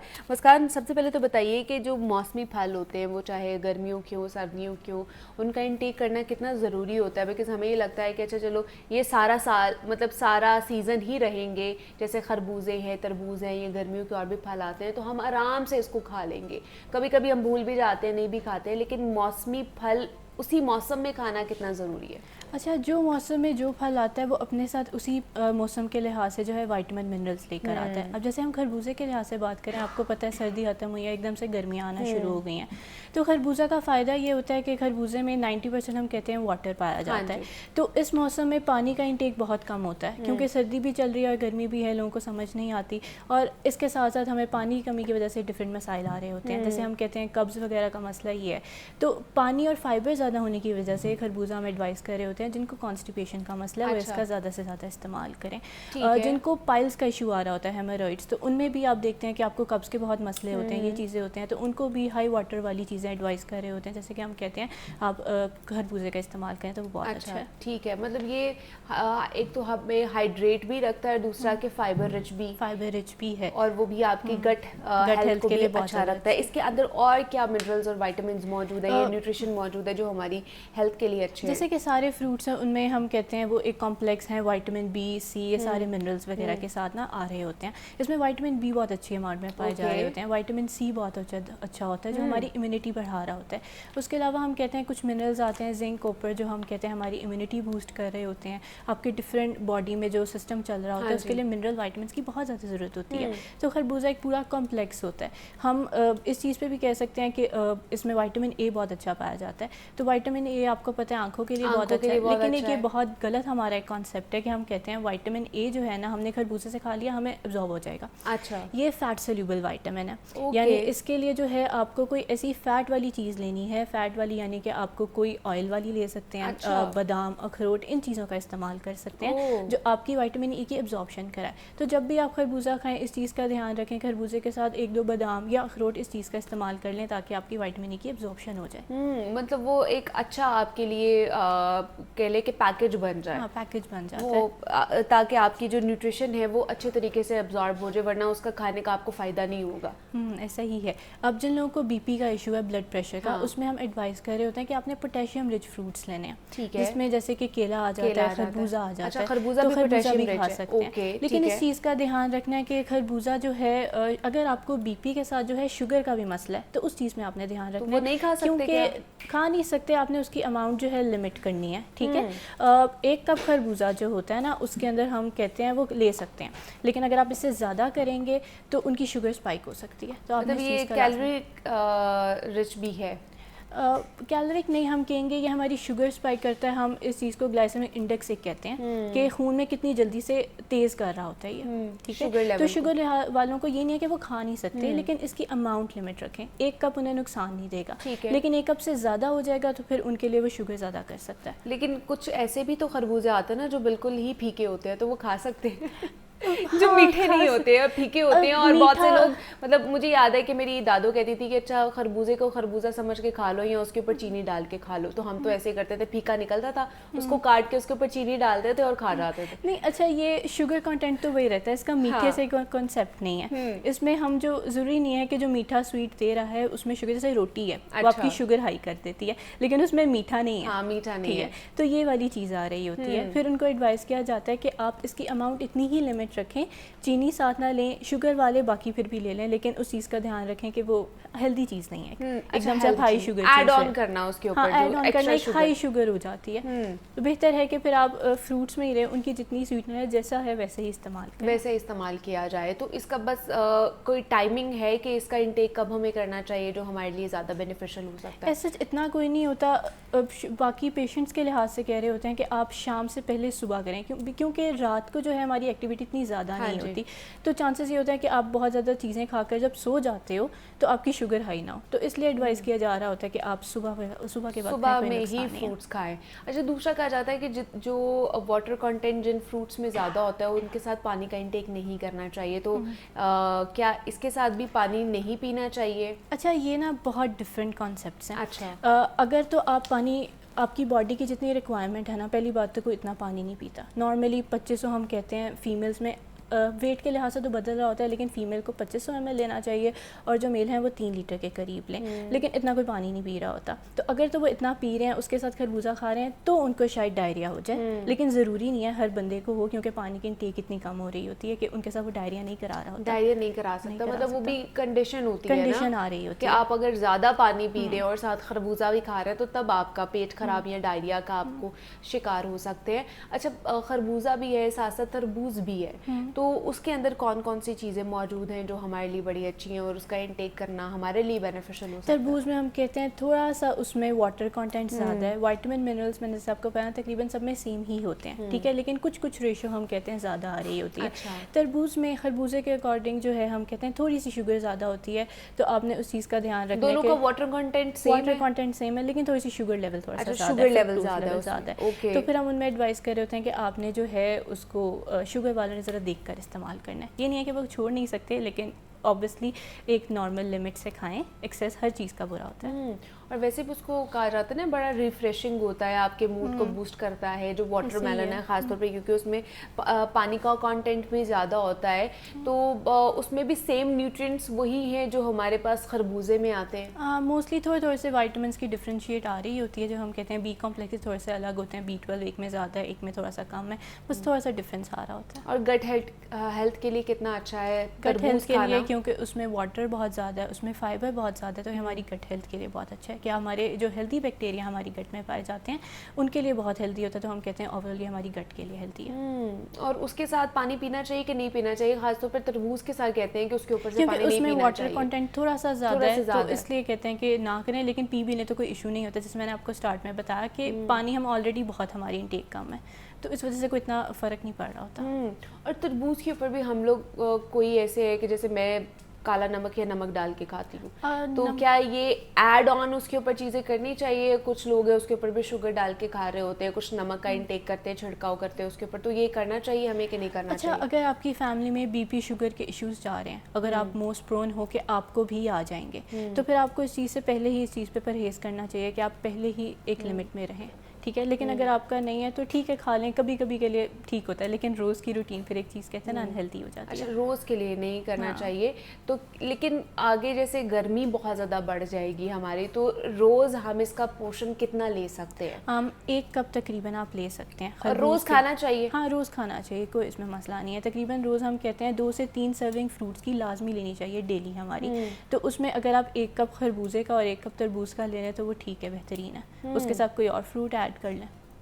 अच्छा, दूसरा ये कि बहुत से लोग डाइट पे भी चले जाते हैं ना, फ्रूट डाइट भी होती है, कभी कोई ज़माना था उसमें वाटरमेलन डाइट भी लोगों ने की है, तो क्या इस तरह की डाइट करनी चाहिए? ये वाटरमेलन क्रैश डाइट डाइट्स हम इनको कहते हैं, और ये बहुत अनहेल्दी होती हैं। आपकी बॉडी को डिफरेंट चीज़ों से बनी है, ठीक है, उसको प्रोटीन भी चाहिए, उसको फैट भी चाहिए, उसको जो डिफरेंट है हम कार्ब्स भी चाहिए। हमारा main source of energy carbs है। मुस्कान, जिस तरह मैं बात की थी कि क्रैश डाइट की जाती है, वाटरमेलन डाइट भी की जा रही है, तो उसमें हमें प्रोटीन्स भी चाहिए होती हैं, हमें कॉम्प्लेक्स कार्ब्स भी चाहिए होते हैं, लेकिन अगर हम एक ही न्यूट्रिएंट पे चले जाते हैं तो हमारी बॉडी के अंदर क्या क्या डेफिशिएंसीज या क्या क्या चेंजिंग्स भी आ सकती हैं? देखिए, हमारा वेट गेन की काफ़ी वजह आ सकती हैं। ज़रूरी नहीं है कि हमने खाना बहुत ज़्यादा, कैलोरी बहुत ज़्यादा है। आपको हो सकता है आप विटामिन मिनरल डेफिशिएंट हो, जिसकी वजह से आपकी बॉडी स्वेल कर गई है। जैसे अक्सर लोग आकर कहते हैं कि हम जिस समय हमारा कूल रहा है हम कुछ खाते नहीं मगर मोटे हो गए हैं, तो यही वजह होती है कि उनके पास डिफरेंट विटामिन मिनरल्स की डेफिशिएंसी होती है। वो फ्रूट्स वगैरह नहीं खा रहे होते, वो नॉर्मल रूटीन का एक खाना खा लिया सुबह और शाम को जो है कोई बाहर से कोई एक मील खा लिया और उस पर भी हमने कैलोरी देख ली कि अच्छा अब हमने खाया तो बेशक वो रहे 1200 कैलोरीज के अंदर ही रहे हों, लेकिन उनका वेट गेन हो रहा होता है। तो ये वजह आ रही होती है। तो ज़रूरी होती है कि आप हर पोर्शन ऐड करो, दिन में 2 से 3 सर्विंग फ्रूट्स की ऐड करो, कार्ब्स ऐड करो, प्रोटीन लो, विटामिन्स लो, ठीक है, हर चीज़ का पोर्शन ऐड करो ताकि आपको कोई मसला ना आ रहा हो। तो उसमें हम कह रहे होते हैं, और फ्रूट्स ये होते हैं इसलिए कह रहे होते हैं कि बिकॉज एक कप जो मैंने आपको बताया है हम सर्विंग ले सकते हैं, उसमें तकरीबन 53 या 54 के करीब कैलोरीज आ रही होती हैं, जो बहुत लो होती हैं, और आप एक कप देखते हैं काफ़ी ज़्यादा हो जाता है, तो उससे आपकी एपेटाइट भी फुल हो जाती है और आपका कोई इशू भी नहीं आता। तो इसलिए लोग जो होते हैं क्रैश डाइट की तरफ जाते हैं कि हम ज़्यादा खाएंगे, कैलोरीज भी हमारी कम है, लेकिन वो लॉन्ग टर्म में आपको डेफिशिएंट ही करा रहे हैं। और बहुत से लोगों ने इससे वेट लूज भी किया है। मोस्टली वो वाटर लॉस हो रहा होता है। अच्छा। आपका फैट इस तरह लॉस नहीं होता, ठीक है, आप वाटर लॉस कर, जैसे कीटो डाइट वगैरह, उसमें मोस्टली आप देखते हैं एकदम से 8-9 किलो आपका चला गया, फैट इतनी जल्दी लॉस नहीं हो रहा होता। अच्छा। वो आपका वाटर लॉस ही हो रहा होता है। तो ये भी चीज़ें होती हैं अनहेल्दी। आप जैसे ही छोड़ोगे दोबारा रूटीन में आओगे, पता चलेगा 1 से 2 किलो ही गिरा होगा और बाकी आप दोबारा गेन कर लिया। तो ये चीज़ आ रही होती है। तो आगे मतलब इस तरह की डाइट हमें नहीं करनी चाहिए, किसी एक कंपोनेंट पे हमें नहीं जाना चाहिए। वेट लॉस के लिए सिर्फ और सिर्फ पोर्शन कंट्रोल है, कोई अच्छा। हम दवाई नहीं कह सकते कि वो आपके लिए काम करिए। अच्छा। कोई चीज़ काम नहीं करी। हाँ, जो ड्रिप्स होती हैं वो आपकी मेटाबॉलिज्म बूस्ट करके फ़ैट लॉस में हेल्प करती हैं, पर स्टिल हम कहते हैं वो पूरा फ़ैट लॉस नहीं कराते, उसके साथ भी आपको कैलोरी डेफिशिएंट जाना पड़ता है। तो वो कैलोरी डेफिशिएंट पोर्शन कंट्रोल होता है कि आप कार्ब्स भी आपको जितने चाहिए वो लें, प्रोटीन भी लें और फैट भी लें। अच्छा, दूसरा ये मुझे बताइए कि तरबूज खाने का कौन सा आइडियल टाइम है जो आप लोग सजेस्ट करते हो? क्योंकि हम लोग तो सुबह ब्रेकफास्ट में भी खाते हैं, लंच में भी खाते हैं, बहुत से लोग डिनर में भी इसका इंटेक कर रहे होते हैं, तो सबसे बेहतरीन टाइम कौन सा है? हम एडवाइस कर रहे होते हैं कि आप इसको स्नैक के तौर पे इस्तेमाल करें। अच्छा। ठीक है, ब्रेकफास्ट के बाद आप स्नैक एक ले लें, लंच के बाद एक ले लें, तो ये सबसे अच्छे आइडियल टाइम होते हैं। यानी कि आप अपना ब्रेकफास्ट लंच प्रॉपर करें, उसको स्किप ना करें, उसके बाद स्नैक्स में जो है फ्रूट्स वगैरह डिफरेंट ले लें। ब्रेकफास्ट में नहीं खाना चाहिए इसको? कोई इशू नहीं होता, लेकिन एडवाइस कर रहे होते हैं कि आप हाई प्रोटीन ब्रेकफास्ट करें। क्यों? क्योंकि प्रोटीन आपकी बॉडी में उसको डाइजेशन में थोड़ा सा लेट टाइम लगता है, तो उनको एडवाइस कर रहे होते हैं कि आपने पूरा दिन गुजारना है, सुबह सुबह नाश्ता करें और लाइट नाश्ता करें और ब्रेकफास्ट लें। कार्ब्स एकदम से खाली हो जाते हैं, गायब हो जाते हैं आपकी बॉडी से। जैसे आपने खाया होगा, आपने कोई फ्रूट खाया, थोड़ी देर बाद आपको भूख लगेगी। हाँ, भूख लग क्योंकि जाती है। इनकी नेचर ही ऐसी है। तो अगर आप नाश्ते में ये खाएंगे तो कोई नुकसान तो है नहीं आप, लेकिन बात ये है कि फिर थोड़ी देर बाद आपको भूख लगेगी, फिर अच्छा। आप कोई और चीज़ खाएंगे। लेकिन ये हाई फाइबर भी तो है ना? हाई फाइबर भी है। हाँ। तो आप प्रोटीन के साथ हाई फाइबर आपके ब्रेकफास्ट में आपको एडवाइस किया जा रहा है, जैसे आप ओट्स वगैरह इस तरह की चीज़ें खाएं, दूध के साथ लें। अच्छा। फुल फिलिंग हो, प्रोटीन दूध में बहुत अच्छी अमाउंट में पाया जा रहा होता है, तो आप कहा जाता है कि आप मिल्क वगैरह इन चीज़ों का इस्तेमाल करें। अच्छा, दूसरा जिनको कॉन्स्टिपेशन का प्रॉब्लम होता है उनके लिए भी वाटरमेलन अच्छा है? बहुत अच्छा है, मैंने जैसे आपको बताया था उसमें फाइबर और वाटर कंटेंट बहुत ज़्यादा है, तो वो ये इस्तेमाल करें तो उनके लिए बहुत अच्छा है। तो मतलब ये एक पैकेज है हमारे पास वाटरमेलन की शक्ल में और मेलन की शक्ल में, खरबूजे और तरबूज की शक्ल में, कि आपने उसका इनटेक करना है, किस तरह करना है। और दूसरा ये कि हमें होल फ्रूट खाना चाहिए, मुस्कान, या उसका जूस पीना चाहिए, क्योंकि वाटरमेलन का जूस भी बना के पिया जाता है। तो दोनों में फ़र्क क्या है और क्या ज़्यादा रिकमेंडेड है? बेसिकली अगर आप डाइटिंग कर रहे होते हैं ना, तो हम उनमें कैलोरीज देख रहे होते हैं। अब एक सर्विंग फ्रूट की जो होती है वो हम कहते हैं 1 कप फ्रूट है, ठीक है, लेकिन अगर आप जूस पियेंगे तो आप देखेंगे 1 कप जूस से हाफ ग्लास जूस निकलेगा 1 कप फ्रूट से, ठीक है। तो इसलिए एडवाइस किया जाता है कि उसकी कैलोरीज डबल हो जाती हैं। तो जब आप डाइटिंग कर रहे हैं तो कोशिश करें कि आप जो है फ्रूट्स, होल फ्रूट का इस्तेमाल करें, जूसेस कम पिएँ। अच्छा। क्यों? क्योंकि जूसेस एकदम से आप फुलफिल भी नहीं होते, आपने पी लिया और आप कहते हो कि कैलोरी ज़्यादा हुई जा रही है, वेट गेन होता जाएगा, तो ये इशू आ रहा होता है। इसलिए हम कह रहे होते हैं कि आप जूस से अच्छा है कि फ्रूट खाएं, फाइबर एनरिच है। मोस्टली लोग जो होते हैं फाइबर निकाल देते हैं उससे, तो इस वजह से कहा जाता है कि आप फ्रूट खाएं, जूसेस से अवॉइड करें। मतलब इसका भी जूस नहीं पीना चाहिए, इसका भी होल फ्रूट ही हाँ, खाना होल चाहिए। फ्रूट ही खाएं, बेहतर है, वो ज़्यादा बेहतर है। और इसके साथ क्या आपको लगता है कि क्या कॉम्बो बना के हमें खाना चाहिए? क्योंकि आगे, क्योंकि रमज़ान आ रहा है और रमज़ान में हम लोग वैसे भी फ्रूट चाट खाते हैं, तो उसमें किस तरह का कॉम्बो होना चाहिए कि इसकी आप न्यूट्रिएंट वैल्यू ज़्यादा इन्हांस हो जाए? आप इसको डिफरेंट सैलड, जो फ्रूट सलाद वगैरह होते हैं उसमें इस्तेमाल कर सकते हैं, ठीक है। आप जैसे मैंने आपको बताया विटामिन ए के लिए कोशिश करें इसमें बादाम वगैरह डालें, डिफरेंट फ्रूट्स कॉम्बिनेशन ऐड करें, स्ट्रॉबेरीज ऐड कर लें, तो आप इसको खा सकते हैं। बच्चों को कोशिश करें, अगर वीनिंग स्टार्ट करवाई है तो उनकी जो है आइस लोली टाइप बनाकर उनको आइसक्रीम के तौर पर वो इस्तेमाल कराएं। बाहर से अच्छा लाने के बेहतर है कि आप घर में खुद बना कर दें उनको, इस तरह खरबूजे का इस्तेमाल कराएं। फ्रूट्स वगैरह इस तरह काट के आप इस तरह इस्तेमाल करें। ठीक है, डिफरेंट तरीके से आप लोग इसका इस्तेमाल कर सकते हैं। और जिस तरह पहले भी हमने कहा है कि जितने भी मौसमी फल होते हैं उनको उसी मौसम में खाना बहुत इम्पॉर्टेंट होता है कि जो भी आपकी बॉडी के अंदर डिफिशिएंसी होती है, जिस मिनरल की, जिस विटामिन की, जिस न्यूट्रिशन की, वो आपको पूरा करता है वो फ्रूट जो होता है या वो वेजिटेबल जो होती है।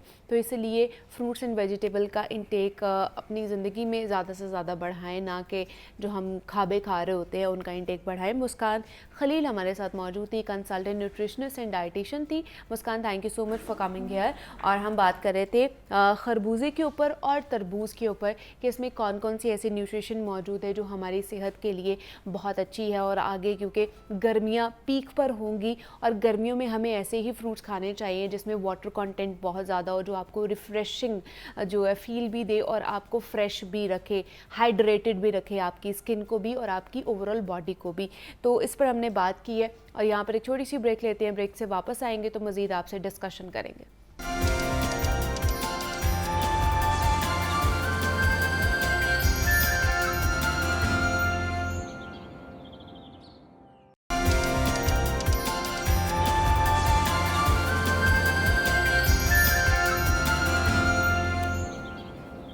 वेलकम बैक टू जागो लाहौर। जनाब, अगर आप टेंशन और डिप्रेशन में मुब्तला हैं या फिर हाजमे के मसाइल से दो चार हैं या आप अपने बढ़ते वज़न से परेशान हैं तो मुख्तलिफ़ अद्वियात इस्तेमाल करने और डाइटिंग जैसे तरीके आजमाने के बजाय मुझे लगता है कि अगर आप बाकायदगी से डेली सिर्फ़ और सिर्फ 10 मिनट्स की एक्सरसाइज शुरू कर देना और बाकायदा एक्सरसाइज करने से आप महज मेरे ख्याल से 2 हफ्तों में ही ज़हनी तौर पर और जिस्मानी तौर पर एक पॉजिटिव तब्दीली महसूस करेंगे अपने अंदर और ख़ुद को ज़्यादा खुश और हेल्दी भी पाएंगे। ख़ास तौर पर डिप्रेशन दूर करने के लिए जो एक्सपर्ट्स हैं वो यही कहते हैं कि आपको फ़िज़िकल एक्टिविटी करनी चाहिए। और ये डिप्रेशन के साथ साथ हमारे मोटापे, ब्लड प्रेशर और डायबिटीज़ से निजात दिलाने के लिए भी बहुत एक हेल्पफुल टूल है। ये आपकी अपनी विल पावर पर है कि आप किस वर्जिश का इंतखाब करते हैं, लेकिन आप जो भी पसंद करें उसको मुस्तकिल मिजाजी पर लेकर चलें। अक्सर देखा गया है कि बहुत से लोग हैं पहले कुछ दिन बहुत शौक़ से जिम जाते हैं और मुख्तलिफ़ एक्सरसाइज भी करते हैं, ताहम वर्जिश की ज़्यादती की वजह से जल्द ही वो लोग बोर भी होना शुरू हो जाते हैं। और बाज़ औक़ात जो एक्सरसाइज होती है वो आपके ऑब्वियसली क्रैम्प्स भी पड़ते हैं और उसके बाद क्रैम्प्स के साथ साथ आपको दर्द भी होती है। तो लोग आजिज़ आकर ना अपनी एक्सरसाइज करना छोड़ देते हैं। 2-4 दिन बड़े खुश होकर एक्साइटमेंट के साथ करते हैं, लेकिन साथ ही उसके बाद भूल जाते हैं कि हमने एक्सरसाइज भी करनी है। तो लिहाजा इंतहाई कम मुद्दत के दौरानिए और आसान और सहल किस्म की वर्जिश से आप लोग अपना आगाज़ करें और फिर इस दौरानिए और मुख्तलिफ़ एक्सरसाइज की जो मशक़ें हैं उसको बतदरीज बढ़ाएं, वरना फ़ायदे की बजाय आपको नुकसान ही हो सकता है। तो आज हम अपने एक सेगमेंट में यही बात करने वाले हैं कि जो लोग मुस्तकिल मिजाजी से जिम नहीं जाते हैं, ऑन एंड ऑफ एक्सरसाइज करते हैं, उनका क्या हाल होता है या उनके लिए कितना नुकसानदेह है या कितना फ़ायदेमंद है। इस सेगमेंट में हम उनके लिए बात करने वाले हैं। तो उस पर बात करने के लिए जिम ट्रेनर ही हमारे साथ होना चाहिए, फ़िटनेस एक्सपर्ट ही हमारे साथ होना चाहिए जो हमें अच्छी टिप्स दे। तो हमारे साथ जिम ट्रेनर, फ़िटनेस एक्सपर्ट हाफिज़ खालिद मलिक साहब इन स्टूडियोज़ में मौजूद है। हाफिज़ साहब, आपको वेलकम कहती हूँ जागो लाहौर में। कैसे हैं आप? फ़ाइन जी, अल्हम्दुलिल्लाह। आप कैसी हैं? मैं भी बिल्कुल ठीक ठाक। हाफिज़ साहब, मुस्तकिल मिजाजी आपके मतलब मिजाज में होना, आपके पर्सनालिटी में होना कितना ज़रूरी है और ख़ास तौर पर एक्सरसाइज के हवाले से कितना इम्पोर्टेंट है? अच्छा, आप किसी भी फील्ड में हो, किसी भी शोबा जात से आपका मुंसलिक हो, तो मुस्तकिल मिजाजी तो बहुत ही ज़रूरी है। जी जी। जो कि थोड़ी हमारे अंदर कम है। हम ना थोड़ा एक्सट्रीमिस्ट हैं हर मामले में। और मैं ये समझता हूँ कि अगर आपके अंदर मुस्तकिल मिजाजी है तो आपकी कामयाबी यकीनी है। क्योंकि जब आप मुस्तकिल मिजाजी से चलते हैं तो आप डेफिनेट उस मंजिल को पा लेते हैं जो आपका माइंड में गोल होता है, जो आपने माइंड सेट किया होता है। हार्वर्ड यूनिवर्सिटी ने एक रिसर्च की, इनफैक्ट उसमें 12,000 लोग उस रिसर्च में शामिल थे। उसमें उन्होंने कहा कि 30 मिनट एक्सरसाइज करने से आप हार्ट डिजीज़ से बच सकते हैं, आपका शुगर लेवल जो है वो मेंटेन रहेगा, अच्छा। आपका ब्लड प्रेशर मेंटेन रहेगा, ओके। आपको जो अर्थराइटिस का प्रॉब्लम है वो नहीं होगा, जॉइंट ठीक है। पेन, जोड़ों का दर्द नहीं होगा, आपको इवन कैंसर जैसे मुजी मर्ज से आप बच सकते हैं। ये हार्वर्ड यूनिवर्सिटी की रिसर्च आपको मैं बता रहा हूँ। ओके, ठीक है। सेकेंडली उन्होंने ये कहा कि सिर्फ 30 मिनट वॉक जो है, ये आपकी ब्रिस्क वॉक जो है, यानी एक वॉक होती है जैसे हम स्लोली हम लोग घरों पे जैसे वॉक कर रहे होते बिल्ली की तरह टहल रहे होते हाँ, हैं, वो नहीं, वो वॉक थी, ब्रिस्क देखिए वॉक। ब्रिस्क वॉक है, डिपेंड करता है आपका गोल क्या है। अगर आपने अपने वेट को कम करना है, फैट लॉस करनी है, वेट लॉस करना है, तो ब्रिस्क वॉक होगी। ब्रिस्क वॉक, और बाकी उससे होता है ये फैट लॉस? बिल्कुल होता है माशाल्लाह, कोई शक नहीं है इसमें। प्रॉब्लम पता है कि हम 2-2 घंटे वॉक कर लेते हैं, लेकिन हम बातें करते रहते हैं वॉक के दौरान, और हम आराम आराम से टहलते रहते हैं, फिर हम कहते हैं फ़र्क नहीं पड़ रहा। फर्क नहीं पड़ा क्योंकि हमारा फोकस उस साइड पर नहीं होता। फोकस उस साइड पे नहीं है। मैं कहता हूँ एक्सरसाइज जो है ये एक इबादत है, इसको जितना दिल से करेंगे, जितना खुश होके करेंगे, उतना ही आपको इसका सिला मिलेगा। अब देखें, ऐसे तो ना कहे ना, जो लेजी इंसान है, जो सुस्ती और काहली का शिकार हो जाते हैं, अब उनको तो ना कहे ना कि ये इबादत है और आप इबादत नहीं करते हैं, उनके लिए फिर जाती हो जाएगी। अच्छा, मेरा ख्याल है उनको थोड़ी कोशिश करनी चाहिए कि वो इबादत में शामिल हो जाए। कर ले तो ज़्यादा बेहतर है उनके लिए, उनकी हेल्दी लाइफ गुजरेगी, और क्या चाहिए उन्हें। देखिए, आज हम अपने आराम से अपनी सेहत पे तवज्जो नहीं कर रहे जी। कल इस टाइम को हम मिस करेंगे। हम मिस करेंगे, हम रिग्रेट करेंगे कि काश तब हमारे पास टाइम था और हम कर लेते, थोड़ी सी तवज्जो अपने ऊपर दे देते। अच्छा, दूसरा हाफिज़ साहब मुझे बताइए कि महीने में कितने दिन जिम्स जाना ज़रूरी नहीं बल्कि लाजमी है हमारे लिए? देखिए, वीक में पूरे हफ्ते में 5 दिन एक्सरसाइज बहुत ज़रूरी है। ओके। आप 2 दिन छुट्टी कर सकते हैं एक्सरसाइज की, और अगर आप कम से कम चाह रहे हैं तो फिर 4 डेज आपको मिनिमम ट्रेनिंग करनी चाहिए। Okay, 4 days. 4 डेज, ठीक है। अगर आपने हेल्दी एंड फिट रहना तो हाँ। इससे आपके गोल अचीव नहीं होंगे, लेकिन ये आम पब्लिक के लिए है, जो लोग जिम नहीं जाते, जो लोग नहीं जा सकते ड्यू टू अपनी मसरूफियत की वजह से, तो वो जस्ट हफ्ते में 4 दिन भी कर लें तो उनके मतलब लिए कंटिन्यूसली चले जाएं 4 दिन, 4 दिन चले तो जाएं, वो उनके लिए बेनिफिशियल है, और बिल्कुल 3 दिन beneficial वो आराम से सुस्ती काहली का मुजाहरा कर जी सकते बिल्कुल, वो जैसे चल रहे थे वैसे ही चलें, वैसे चल सकते और 4 दिन वो अपने आप को तंग कर लें, हाँ, थोड़ा तंग कर लें थोड़ा सा। लेकिन उन 4 दिनों में उन्होंने किस तरह की वॉक करनी है या जिम में जाके किस तरह की ट्रेनिंग करनी है, ये भी थोड़ा अच्छा, बता दें। छोटा सा असूल याद रखें, बड़ी सिंपल सी बात है कि जब आप एक्सरसाइज करते हैं ना, एक्सरसाइज से पहले आपका एक तो वार्म अप होना बहुत ज़रूरी है, ओके, उसके बाद स्ट्रेचिंग बहुत ज़रूरी है। ठीक है। ये दोनों चीज़ें हम नहीं करते क्योंकि हमारे पास एक तो टाइम नहीं होता, लेकिन जैसे ही हम जिम जाते हैं तो सबसे पहले हम वेट को लिफ्ट करने की कोशिश करते हैं, उससे इंजरी का बाइस बनती है चीज़ें। उसके बाद फिर 2-4 दिन हम जब जाते हैं, खुदा न खास्ता कोई इंजरी हो गई, फिर हम महीना बेड पे पड़े रहते हैं। अगर आप छोटी सी टिप है, इसको अमल करेंगे, जी जी, सिर्फ 15 मिनट जिम जाते साथ ही अच्छे से वार्म अप करें। ठीक है। आप 5-10 मिनट ट्रेडमिल कर रहे हैं, 5-10 मिनट साइकिलिंग कर लें, तो ओके। आपकी बॉडी वार्म अप हो जाएगी। अच्छा, उसके बाद 5 से 10 मिनट की स्ट्रेचिंग है, और उसके बाद आप ट्रेनिंग स्टार्ट करें। और हाई इंटेंसिटी ट्रेनिंग करने की बिल्कुल ज़रूरत नहीं है, वेट को हैवी लिफ्ट करने की ज़रूरत नहीं है। आप जितना लाइट वेट करेंगे उतना ज़्यादा आप लॉन्ग रन चल सकेंगे, और उसमें आपको इंजरी होने के चांसेस नहीं होंगे। दूसरा ये है, जब आप लाइट वेट से स्टार्ट करेंगे, आपकी बॉडी को आदत नहीं है, जैसे ही हमें खलियाँ पड़नी स्टार्ट होती हाँ हैं, क्रैम्पिंग स्टार्ट होती है, तो हम उसी वक्त ट्रेनिंग छोड़ देते हैं। अच्छा, जबकि वो बेस्ट टाइम होता है आपकी बॉडी की रिकवरी जब हो रही होती है, टिश्यू जो मेंटेन हो रहे होते हैं आपकी बॉडी के अंदर। देखिए, अल्लाह ताला का ऐसा खूबसूरत सिस्टम है कि ये ऐसी मशीनरी है कि इसको जितना यूज़ करेंगे उतनी इसकी लाइफ बढ़ेगी। ठीक है। जो मशीनरी इंसान बनाते हैं, आप उसको वक्त के साथ साथ यूज़ करते हैं तो वो मशीनरी ख़राब हो जाती है, उसकी एक लिमिट होती है। अच्छा, ये मशीनरी इतनी खूबसूरत है, खालिक कायनात ने जो क्रिएट की है, इसको जितना आप इस्तेमाल करेंगे उतनी फिट एंड हेल्दी रहेगी।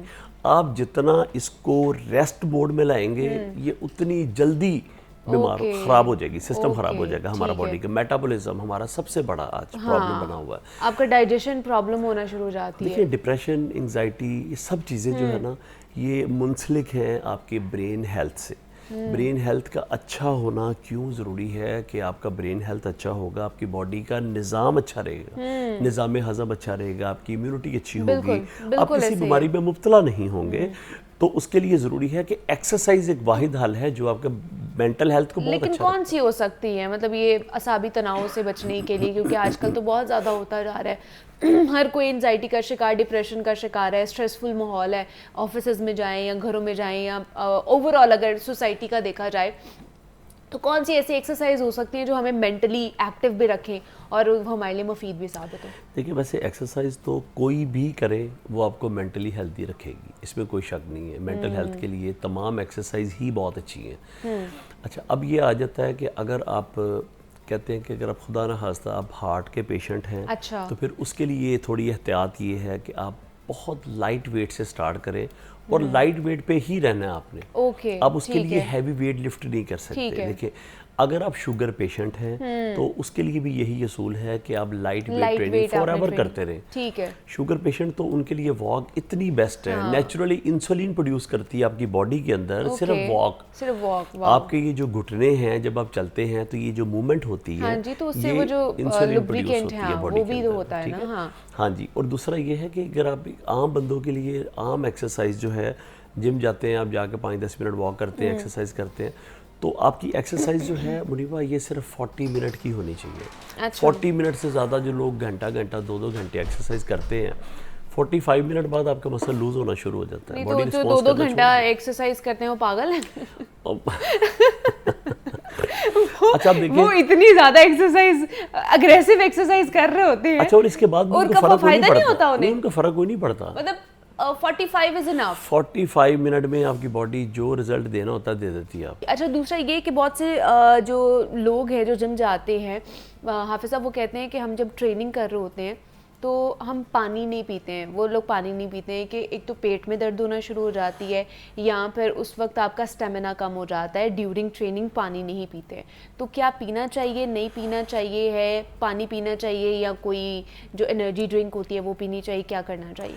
अच्छा, पानी जो है ना, इससे बड़ा कोई एनर्जी ड्रिंक नहीं है। अच्छा। ड्यूरिंग ट्रेनिंग आपको पानी पीना चाहिए, लेकिन पानी गिलास भर भर के नहीं पीना, सिप करके। ड्यूरिंग ट्रेनिंग गर्मी है, सर्दी है, लेकिन वो पानी कहते हैं पीते जी रहें। पेट में दर्द होना शुरू हो जाती है, अच्छा, इसकी वो क्या सूरत वजह है? होती है जब आप पानी ज़्यादा पीते हैं तो, यानी अच्छा। एक टाइम में एक गिलास पूरा पी लिया और सेट लगा रहे हैं तो फिर ये दर्द हो सकती है। अच्छा। लेकिन जब एक टाइम में आप सिर्फ एक सिप लेंगे, घूंट पानी का लेंगे, सेट लगाएंगे, 2 सेट के बाद फिर आप एक घूंट लेते हैं तो फिर आपके पेट में कभी दर्द नहीं होगी। अच्छा, ठीक है। और देखिए डिहाइड्रेशन, बॉडी हमारी जब डिहाइड्रेट होती है तो हम गिरते हैं। हाँ जी, एग्जैक्टली। बीपी लो हो जाता है, पता लगा हम जिम में गिर गए हैं, बॉडी डिहाइड्रेट हो गई हमारी। उसकी वजह यह है कि हम पानी कम पीते हैं। अगर आप ड्यूरिंग ट्रेनिंग पानी नहीं पीना चाहते या अगर आपको प्रॉब्लम है तो फिर आप सारा दिन में 3 लीटर 3.5 लीटर पानी जो है उसको पूरा रखें अपना। फिर आपको ड्यूरिंग ट्रेनिंग पानी पीने की जरूरत नहीं है। लेकिन जब आप पानी all the day come P रहे हैं तो फिर ड्यूरिंग ट्रेनिंग पानी बहुत ही ज़रूरी है आपके। बहुत ही ज़रूरी है। और दूसरा ये कि ट्रेनिंग किस वक्त हमें करनी चाहिए, सुबह के वक्त, शाम के वक्त, रात के वक्त, कब करनी चाहिए? देखिए ट्रेनिंग का जो बेस्ट टाइम है, अगर आपने अपना गोल अचीव करना है, फैट लॉस करनी है, तो फिर आप ट्रेनिंग कर सकते हैं एम्प्टी स्टमक। एम्प्टी स्टमक मतलब early morning? Early morning empty stomach जब आप उठते हैं, आपकी बॉडी उस टाइम मतलब एनर्जेटिक होती है फौरी तौर पर, और उस वक्त आप एक्सरसाइज करें तो आपका फैट लॉस बहुत तेज़ी से होता है। अच्छा, तो अगर आप बॉडी का वेट जो है उसको मेंटेन रखना चाहते हैं, बहुत हैवी वेट आप नहीं हैं, बहुत लाइट वेट नहीं है, तो आप अगर आप मेंटेन रखना चाहते हैं तो फिर आप कुछ खा के 2 घंटे बाद, अगर आपने खाना खाया, ब्रेकफास्ट किया, तो 2 घंटे बाद आप एक्सरसाइज कर सकते हैं। एक असूल याद रखिए मुनीबा कि एक्सरसाइज का कोई टाइम नहीं है। अच्छा, वो किसी भी टाइम किसी भी वक्त कर लें, जब आपको टाइम मिल जाए आप कर लें, एक्सरसाइज कर लें। ठीक है। मैं यहाँ बता दूं कि मॉर्निंग में करनी है या रात में करनी है, तो 2 टाइम अगर किसी के पास नहीं होंगे तो वो तो एक्सरसाइज नहीं करेंगे। आपको 24 घंटे में जब टाइम मिल जाए आप कर लें, लेकिन प्लीज करना जरूरी है। अच्छा, जैसे आप एम्प्टी स्टमक बोल रहे हैं तो एम्प्टी स्टमक उठ के ये बुलेट कॉफी पी ले और उसके बाद आप एक्सरसाइज कर लें? देखिए 3 चीजें जो है ना वो 0 कैलोरी है।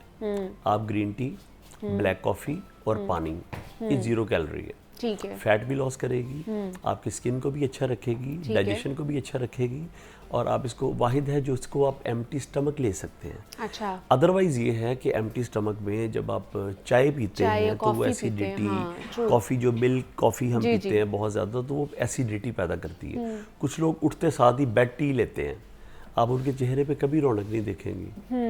क्योंकि उनको इस बात का शायद पता नहीं है कि उनका स्टमक जो है वो हमेशा डिस्टर्ब रहता है, वो एसिडिटी के शिकार हैं, फिर वो गैस्ट्रोलॉजिस्ट के पास जाते हैं, हाँ फिर जी। वो मतलब मेडिसिन के ऊपर आते हैं।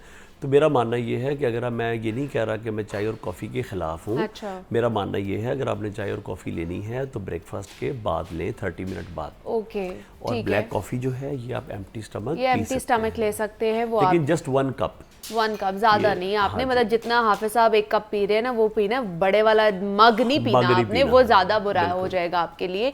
अच्छा, दूसरा ये कि जिसने हमने दिल की सेहत के बारे में बात की है कि एक तो ये दिल की सेहत को भी बरकरार रखती है, लेकिन लंग्स के लिए और हमारी दिल को मज़ीद मजबूत बनाने के लिए कौन सी ऐसी एक्सरसाइज करनी चाहिए? अगर लंग्स की ब्रीदिंग एक्सरसाइज भी होती है, कुछ और भी एक्सरसाइज है जो हमारे लंग्स को भी बेहतर बनाए। अगर आपने अपने लंग्स का टेस्ट करना है ना, हाँ। सबसे पहले तो एक लंबी सारी सांस अपने अंदर खींच के ना आप सांस रोक के देखें आप कितने अच्छा। सेकंड तक आप रोक सकते हैं। ओके, अगर आपने 20 सेकंड तक रोक लिया तो इसका मतलब है कि आप एक नॉर्मल इंसान हैं। अगर अच्छा। आपने 25 सेकंड तक रोक लिया तो आप फिट हैं। वाह जी अगर वाह। 30 सेकंड तक कर लिया तो आप सुपर डुपर फिट इंसान हैं, मतलब आपके ऑर्गन्स जो हैं वो सुपर डुपर हैं। प्रॉपर काम कर रहे हैं। किसी टेस्ट की जरूरत नहीं है, घर बैठ के अभी टेस्ट करके देख लें शो के बाद। ठीक है, अभी नहीं अभी ये ना हो गिर जाए और पता भी ना चले। ठीक है, तो उसके लिए ये है कि आप ये जो ग्रीन टी है या जो ब्लैक कॉफ़ी है ये आपके लंग्स के लिए भी बहुत अच्छी है। अच्छा, इसका भी इंटेक करना चाहिए, लेकिन एक ही कप पीना चाहिए, क्योंकि दिन में 2 कप ग्रीन पी टी सकते भी हैं। लोग यही है ना, उसका भी एक सेस यूज कर लेते हैं हर मील के बाद। लोग कहते हैं जी ग्रीन टी पिला दे, ग्रीन टी पिला दे। बस मैक्सिमम 2 कप पी सकते हैं दिन में। वो आप सुबह पी सकते हैं, शाम को पी सकते हैं। 2 अगर इकट्ठे पी लिए तो फिर आप दिन में नहीं पिएंगे। फिर आप दिन में ना पिए। तो मैं ये समझता हूँ कि अगर आप उसको वक्फा दे के पीते हैं, एक सुबह पीते हैं, एक शाम को पी लेते हैं, तो ये सबसे बेस्ट है। डिहाइड्रेशन भी हो जाती है इससे, कहते हैं बहुत से लोग। नहीं, ऐसा नहीं है। लोग कहते हैं ये मिथ बनी हुई है कि ये कॉफ़ी एक्सेस पीने से या ग्रीन टी एक्सेस पीने से, हाँ। डिहाइड्रेट बॉडी हो जाती है, ऐसा नहीं है। लेकिन अगर आप पानी वैसे अगर आप कम पी रहे हैं फॉर एग्जांपल, तो आप ग्रीन टी भी पी रहे हैं तो फिर डिहाइड्रेट अगर आप हो रहे हैं तो आप फिर कॉफ़ी या ग्रीन टी को इसका जिम्मेदार नहीं ठहरा सकते। अच्छा, आप पानी खुद कम पी रहे हैं। ओके, बॉडी ठीक का है। एक लेवल है जो उस लेवल तक जब आपकी बॉडी के अंदर पानी रहता है आप कभी भी डिहाइड्रेट नहीं होते। आपकी बॉडी हर वक्त हाइड्रेट रहनी चाहिए। उससे सबसे बड़ा मुनीबा आपकी स्किन बहुत अच्छी होती है, आपके हेयर, जी, जी, नेल, बिल्कुल। आपकी खूबसूरती, ब्यूटी। पानी एक ऐसा टॉनिक है, ये कोई केमिकल नहीं है, जी, जी। लेकिन नेचुरली अल्लाह की तरफ से आप जितना पीते हैं, हाँ, मतलब आपके excess- टॉक्सिन्स जो होते हैं जिसम से वो जो निकलते हैं, बिल्कुल। अखराज होता है उनका। अच्छा, दूसरा जो सबसे ज़्यादा मसला आता है ना हाफिज़ साहब, वो चाहे वो ख़वातीन हो या मर्द हजरात हो जिनका बेली फैट निकल आता है, वो उसका क्या हल है? किस देखिए तरह पानी जो है ना बेहतरीन फैट कटर भी है। अच्छा, ये बेहतरीन फैट कटर ठीक है। है। पानी के अगर आप 10 से 12 गिलास पानी पी रहे हैं और एम्प्टी स्टमक आप वॉक कर रहे हैं ना, तो ओके। आपको किसी मेडिसिन की जरूरत नहीं है। ठीक आपका है। वेट ऑटोमेटिकली नीचे आना शुरू हो जाएगा। वेट तो नीचे आ जाता है, लेकिन एक अलग ही बेली फैट निकला होता है लड़कों का भी और लड़कियों का भी। अच्छा देखिए वो जो बेली फैट उसके लिए क्या करें? जी बिल्कुल, मैं बताता हूँ। देखें अगर आपने बेली फैट 20 साल में या 25 साल में बढ़ाया है, हाँ। तो वो जादू से नीचे नहीं जाने वाला, कम नहीं होने वाला। उसके लिए फिर 6 माह 1 साल लगेगा। उसकी प्रॉपर एक्सरसाइज है। वो एक्सरसाइज से होगा, वो वॉक से नहीं होगा। नहीं, अब देखिए कोई भी चीज़ जो है वो आपकी बॉडी को ना तो किसी एक हिस्से को कम करती है, ना एक हिस्से को बढ़ाती है। ठीक है। जब आपकी डाइट लेते हैं, मेडिसिन लेते हैं, कुछ भी लेते हैं, आपके अंदर जाती है तो पूरी बॉडी पे इफेक्ट आता है। इफेक्ट आता है, ठीक अच्छा, अब है। डिपेंड करता है आपका अगर बेली फैट है फॉर एग्जांपल, तो आप उसको कम करना चाह रहे हैं तो फिर बेली फैट के लिए आप प्रॉपर एक्सरसाइज हाँ, करेंगे। फिर वो टारगेट एरिया के लिए आपको देखिए एक्सरसाइज जैसे करनी हमारे चाहिए। आर्म्स जो हैं अगर वीक होते हैं तो हम अपने आर्म्स की एक्सरसाइज करते हैं। बाइसेप्स जो है ना वो करते हैं, ठीक है। तो इसलिए टारगेट एरिया के लिए टारगेट ही एक्सरसाइज होनी चाहिए। वैसे आप जो है रोज़ाना की बुनियाद पर 30 मिनट्स के लिए वॉक करें, और वो भी ब्रिस्क वॉक करें, तो वो आपको हेल्दी, वेल्दी और फिट भी रखेंगे। तो हमारे साथ हाफिज़ खालिद मलिक साहब मौजूद थे। हाफिज़ साहब बहुत शुक्रिया आपके वक्त का कि आप यहाँ पर आए, और इसी नोट पर मुझे इजाज़त दीजिए। अपना ख्याल रखिएगा। अल्लाह हाफिज़।